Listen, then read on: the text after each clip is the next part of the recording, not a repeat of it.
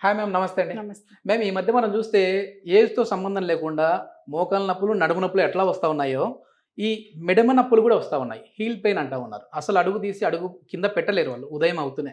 So అట్లాంటి వాళ్ళు మెయిన్‌గా వాళ్ళ రాంగ్ షూ అంటే చెప్పులనేవి సరిగ్గా వేసుకోకపోవడం వల్ల, క్వాలిటీ లేని చెప్పులు యూజ్ చేయడం వల్లనే అని చెప్తా ఉన్నారు. అసలు క్వాలిటీ లేని చెప్పులు యూజ్ చేస్తే, మరీ హై హీల్స్ ఎక్కువ యూజ్ చేస్తే మన పాదంలో జరిగే డ్యామేజ్ ఏంటి మ్యామ్? సో ఇప్పుడు రాంగ్ ఫుట్ వేర్ ఉంటే హుహు. గ్రిప్ లేకపోతే ఈ పక్క ఫేషియా ఉంది కదా, ఓకే. ఇది డ్యామేజ్ అవుతుంది. ఓహ్! దాని వల్లనే మీకు ఎర్లీ మార్నింగ్ ఎక్కువ వాకింగ్ చేసినప్పుడు ఎక్కువ కష్టం అవుతుంది. హుహుహు. సో ఫేషియా డ్యామేజ్ వల్ల మీకు ప్లాంటర్ ఫేషియాటిస్ స్టార్ట్ అవుతుంది. ఓకే. రాంగ్ ఫుట్ వేర్ వల్ల నాట్ ఓన్లీ హీల్ పెయిన్, హుహు. నీ పెయిన్, బ్యాక్ పెయిన్ కూడా స్టార్ట్ అవుతుంది. ఓహ్! సో ఫుట్ వేర్ మంచిగానే ఉండాలి. మంచిగా మీన్స్ సాఫ్ట్ కుషన్ వల్ల, తర్వాత మీ ఫుట్ కి ఫిట్టింగ్ ప్రకారం వేసుకోవాలి. యెస్. చాలా హార్డ్ ఉన్నవి తీసుకుంటా ఉంటారు. హార్డ్ హీల్ వద్దు, ఉన్నవి తీసుకుంటా ఉంటారు. హీల్ వద్దు, ఓకే. తర్వాత మీ ప్రాపర్ ఫిట్టింగ్ ఉండాలి. దీనికి పిఆర్‌పి సూటబులా మ్యామ్? ఈ పాదాల్లో మంటలు కావచ్చు, లేదంటే ఈ హీల్ పెయిన్ కావచ్చు ఉన్న వాళ్ళకి? హీల్ పెయిన్ లో తప్పకుండా పిఆర్పికి రోల్ చాలా ఎక్కువగా ఉంది, మంచి ఆహా. రిజల్ట్స్ ఉంది. అండ్ మంట ఉంటే దానికి రీజన్ ఐడెంటిఫికేషన్ చేయాలి. ఓకే. మంటకి main reason neuropathy. Neuro. Yes. So diabetic న్యూరోపతిలో కూడా పిఆర్పికి రోల్ ఉంది, కానీ Mhm. డయాబెటిక్ న్యూరోపతికి వేరే వేరే ట్రీట్మెంట్ కూడా ఉంది. యెస్. అంటే ఎట్లాంటి చెప్పులు వేసుకోవాలంటారు? కొద్దిమంది అంటే మీరు ఇందాక చెప్పినట్టుగా మాకు హీల్స్ వేసుకుంటే గాని, అంటే హై హీల్స్ వేసుకుంటే గానీ ఆ పెయిన్ అనేది సెట్ అవ్వదు అని చెప్పి కొద్దిమంది అంటుంటారు. వాళ్ళ వైఫ్ అండ్ హస్బెండ్స్, లేదంటే ఎవరైనా కావచ్చు. సో అట్లా హీల్ వేయచ్చా, వేయకూడదు? Heel you can wear, but for short term. Okay. ఓకేనా? సో సపోజ్ ఫంక్షన్ కి party వెళ్ళిన wear. పార్టీ వేర్ ఇది, కానీ మీకు యు నో దట్ 1 hour కి వాకింగ్ ఉంది, ఆ టైంలో హీల్ వేసుకోవద్దు. అండ్ హీల్ కి కూడా వేరే వేరే టైప్స్ ఉంది, అండ్ ఇది వేరే టైప్స్. మీ ఫుట్ టైప్ లో హీల్స్ వేసుకోవాలి. Okay. So there are flat heels and there are wedge heels and there are pencil heels. దాని ప్రకారం they should wear it. Okay. But if you have more standing and ఎక్కువ walking పని టైంలో avoid చేయాలి. ఇప్పుడు hard soul ఉంటది కింద base, అట్లాంటివి తీసుకోవడం వల్ల కూడా ఈ ప్రాబ్లం వస్తుంది. అవును, హార్ట్ సోల్స్ వల్ల కూడా ఇది ప్రాబ్లం స్టార్ట్ అవుతుంది. దీనికి సొల్యూషన్ సర్జరీ అనేది అవసరం లేదు, పిఆర్పితో సరిపోతుంది అంటారు. కొన్ని అంటే మళ్ళీ నా డౌట్ ఏంటంటే మ్యామ్, సరే మీరు పిఆర్పి ఇచ్చారు, అంత బాగానే ఉంది, మళ్ళీ ఒక 6 monthsకి 1 yearకి అట్లా ఏమన్నా ఆ ఇచ్చిన ప్లేస్లో మళ్ళీ డ్యామేజ్ ఏమైనా జరిగి మళ్ళీ రివర్స్ అవుతుందా పెయిన్? అవును, చెప్పాను కదా, నా సైడ్ నుంచి రిపేర్ చేయాలి. ఓకే. పేషెంట్ సైడ్ నుంచి ఏం చేయాలి? కేర్ తీసుకోవాలి. ఓకే. ఏ కేర్ తీసుకోవాలి? స్ట్రెంథనింగ్ కోసం ఎక్సర్సైజెస్, వెయిట్ ఉంటే వెయిట్ రిడక్షన్, ఫుట్వేర్ మార్చాలి, లైఫ్ స్టైల్ మోడిఫికేషన్స్ చేయాలి. ఇదే పేషెంట్ సైడ్ నుంచి కూడా చేయాలి కదా. దీనివల్ల అయితే ప్రాబ్లం వచ్చిందో మళ్ళీ దాని జోలికి వెళ్ళకూడదు. అంతే కదా.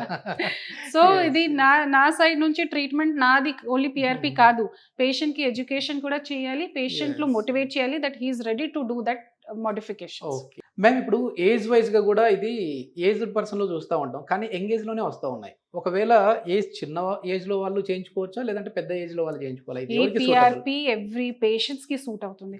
ఇప్పుడు స్పోర్ట్స్ ఇంజరీస్ యూజువల్ గా 13, 14, 15 years వాళ్ళకి స్టార్ట్ అవుతుంది. అండ్ మోకాల అరుగుదల ఆర్ డీజనరేటివ్ కండిషన్స్ 80, 90 వాళ్ళకి కూడా స్టార్ట్ అవుతుంది. ఇది దిస్ ఇస్ వాట్ పేషెంట్స్ రక్తలోనే రక్త కణాలు ఎక్స్ట్రాక్ట్ చేస్తాము. సో ఎవ్రీ ఏజ్ కి సూట్ అవుతుంది ఇది. ఓకే. అంటే కొద్దిమంది 60+ ఉన్న వాళ్ళు భయపడుతూ ఉంటారు కదా. సో మళ్ళీ ఇప్పుడు ఈ ఏజ్లో నాకెందుకు, సైడ్ ఎఫెక్ట్స్ ఏమైనా వస్తాయేమో, మళ్ళీ ఆ పాదం దగ్గర కదా, పాదమే తీయాల్సిన పరిస్థితి వస్తుందేమో అని చెప్పేసి అనుకుంటే భయపడే వాళ్ళు ఉంటారు. వాళ్ళకి ఏం చెప్తారు, భరోసా ఏమి ఇస్తారు? ఇదే సార్ చెప్పాను కదా, ఫస్ట్ థింగ్ ఈజ్ ఇన్ నా క్లినిక్ లో first I understand what patients want. తర్వాత ఇది patient is ready to do these lifestyle changes or not. Okay, motivation చేయాలి, then only I will give my treatment. Okay. And like I said, ప్రాపర్గా చేస్తే, ప్రాపర్గా identification చేసిన తర్వాత, clinically correlate చేసిన తర్వాత మిస్టేక్కి ఛాన్సెస్ less than 1% ఉంది. And like I said, నా దగ్గర మొత్తం machines, all machines are licensed, proper machines. So మషీన్లో చూస్తూ కరెక్ట్ ప్లేస్లోనే ప్రికాషన్స్ ఫాలో చేస్తాము. తర్వాత ఫాలోఅప్లో పేషెంట్స్కి పెడతాను కదా, 1 monthలో రివ్యూకి రావాలి, ఆ టైంలో ఎంత ఇంప్రూవ్మెంట్ ఉందా, ఎక్సర్సైజ్ చేస్తున్నారా లేదా, చెప్పులు చేంజ్ చేస్తున్నారా లేదా, ఇది అన్నీ చూసిన తర్వాత మళ్ళీ నెక్స్ట్ స్టెప్. సో ఇది ప్రోటోకాల్ ప్రకారం over a period of 2 to 3 months ఇది ట్రీట్మెంట్ చేస్తాం. ఇది డయాబెటిక్ ఉన్న వాళ్ళలో ఎక్కువ చూస్తుంటాం ఈ ప్రాబ్లం. అంటే డయాబెటిక్ పూట్ అవ్వడము, వాళ్ళకి ఆ సెన్సేషన్ తెలియకపోవడము, దానివల్ల ఏదైనా గాయమైనా పట్టించుకోరు, దాన్ని లైట్ తీసుకుంటూ ఉంటారు. సో అట్లాంటి వాళ్ళకి కూడా పిఆర్పి ఓకేనా మ్యామ్?